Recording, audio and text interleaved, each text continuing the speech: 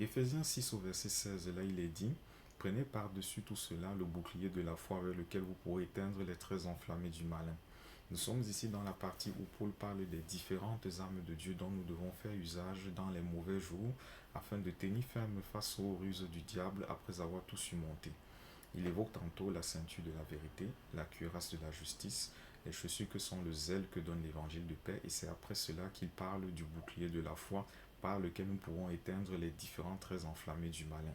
Si nous visualisons cette arme de Dieu de façon naturelle, nous allons nous rendre compte que le bouclier de la foi, en nous empêchant d'être atteints par les différents traits enflammés du malin, nous empêche aussi d'être focalisés sur le malin. Vous voyez un peu? Parce que si une partie d'entre nous est exposée, là, au moins un des traits enflammés pourra nous atteindre. Mais si aucun d'entre eux ne pourra nous atteindre, ça veut dire qu'en même temps, nous ne serons pas focalisés sur le malin grâce au bouclier de la foi. C'est une manière implicite pour Paul de nous faire comprendre par le Saint-Esprit que la foi, elle est là pour que nous soyons focalisés sur Jésus-Christ.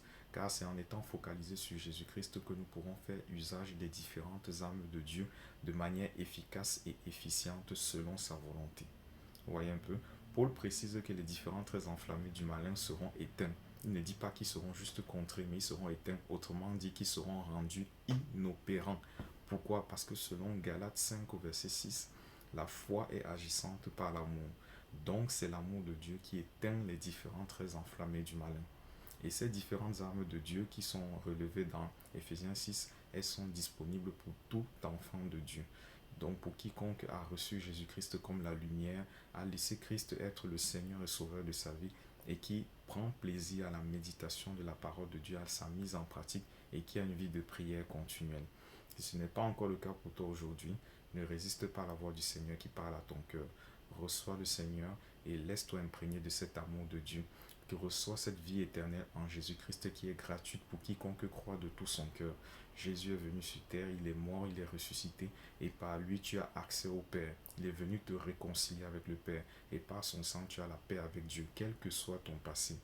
N'aie pas peur, reçois Christ. La marche avec Christ n'est pas facile, la course ne sera pas facile, il y aura des tribulations, des incompréhensions, du rejet, de la persécution peut-être, sous différentes formes, sous différentes ampleurs. Mais Jésus-Christ sera toujours là. Et même s'il arrivera que tu trébuches, sa main sera toujours tendue pour te relever, pour te restaurer, afin que tu avances dans ta croissance pour connaître Dieu et que tu sois renforcé dans ta communion avec Dieu. Sa parole sera toujours là pour toi, pour que tu t'en imprègnes au quotidien, afin de faire sa volonté. Aujourd'hui, reçois le salut à Jésus-Christ et sois sauvé. Fidèlement en Christ, je vous salue.